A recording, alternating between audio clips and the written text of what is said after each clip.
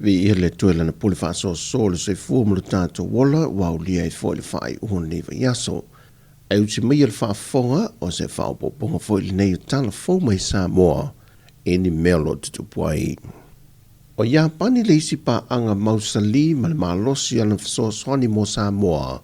Le o lo fa a wau pela na whainga pa anga va la nata ma fa mau nia pelo na tu malo se lango Sāmoa le tele o ana polo ke tita hua. O le vai so nei na sai nia i le vao le fionga le palemia, ma le mpasa le malo ia pani Sāmoa ia Mr. Suzuki Aotearoa. Le fiso swani e tusa le ma le fasa lau totes from le 1 miliona tala ia pani, tusa le ma le lua tesi ma le iwa miliona tala Amerika luna tawa fai. O ni masini lea o le afa pipi i fa solo inisio vaengo lea tunuu, e mate tui na e fesuia ingo le tau, ina ia te tusa uma lo na tala wha mawina, i vaenga SS o lea tunuu e whaongai na ia masini. O ia masini o le a pipi ina ia i vaenga o whiriwhilia, e au fiei i al malai wa lele whaleolo, o lufi, o le mafa, o tongtoninga, o manono, ma le maungo talu i sa taua, ma piu i sa foto, ma le malai wa lele mauta i sa la fai. O le tasi neo tunu o lo fsoson teleleati na ino le tūlanga tau lea o onga i te tono Sāmoa. Le ua o lato fausie le tele o whalea onga mausali ma le lei. Ai maise o le wha o popo le tūlanga saonga le mō o alo mo whanau tonu a onga tūlanga lue lea tunu. Na moboli e le whaaftai tele le fionga le titai o lea tunu le laule le mali e tōpala te Valfosi Schmidt. E fsosoani whaipa anga le lei le malo ia pani ma Sāmoa. O lo ta wala mai lalo lana whaalapa pitonga le jaika e tonu o Sāmoa. E fausi e inesi o si o manga saonga le mo hawhio anga SS. Mo ta ngata lau tele ai maise i alo ma whanau. O se tasi le neo fisoswani o lo whamausali nei pe lava. Le whaawau o le sotanga whaapa anga whaavao malo ia Sāmoa. Ma lea fo i malo tele ia pani.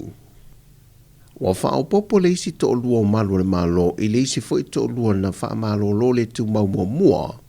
E wha i ungo so e su enga o lo wha ngā solo pēl mtanga ruenga e sa i lia i lato o malo like i tua fo whanga o sa wha inga malo le malo. I no whanga mai lato o lo msalo mia lo wha ngā ino mwha tau inatu le whala au wha sai no le aisa. Wha mao nia mai le whionga le pāle mia o le to wha le ua wha malo lo le tu mau nei.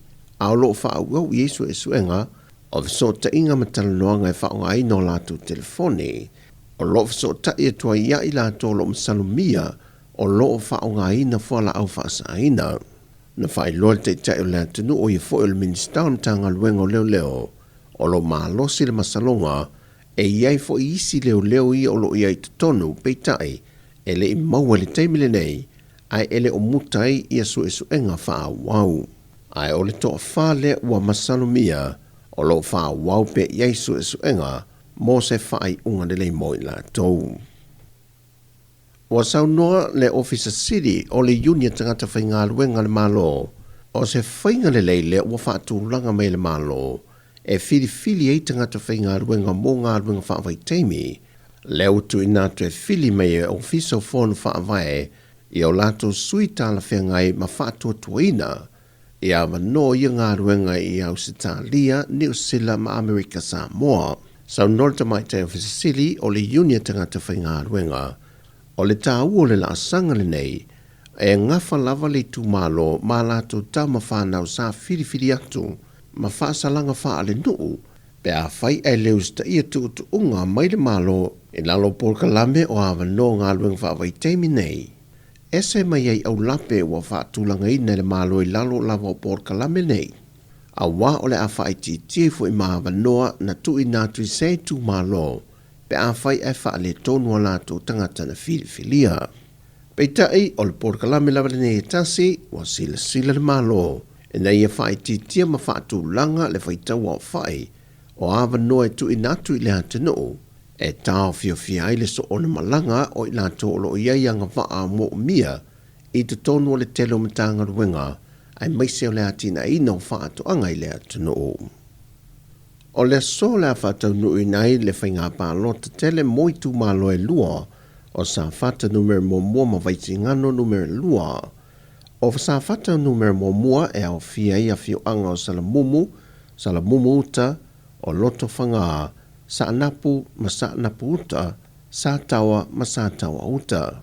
Peo de sila fia o le fionga le ana Ronnie Posini, ma le tina ia seve te ifui maono, le ana manu malo mai le whainga palo te tele, wa whaale au ngai na umaulan foa e toi tau vai mo le se furu tu sanga se whainga palota. O se whai unga mai le whaamsinonga, e na wa whaamao nielo la solia o mo tu unga mai e inga o whaato sinei te mea whainga palota. Ma o le tu malo sa whata numero mua, e to lua fe maliva se fulmaltolu i lātou na restala o i lātou ia o le ato e sa iri i ele whainga whiliwhilinga, mo so lātou sui whai pule ia i lātou e to lima le wa restala hai. A mo vai singano numero lua o whanga sā, papa sā taua ma sā taua, o a fio anga i o leitu malo le asa i lia mai iso lātou sui, e na wa wha ma vai le lātou sui whai pule na malo le whainga palo te tele, ia motu a po a seve Henry Aferiti Papalii, e na ua wha se atu i lalo le fua, a le vang wha upo whai a le wha atua tui le tua Sāmoa tasi. Ma e na o le to o lua i la uia la atau vai mo le asafari le nei, e sa i deise no 42 malo, peo le fionga ia va lasi lua pito whanua tawhitu sele, o lo tau va mo le tanga vai a le HRPP, e afe totu se fumale lima le au whai o le au restala, mole tu malo vaisinga na numero lua. O Tala fowia, manuia tele lava le whaai unga neva i aso si o tātou tino o, whasoi fuia.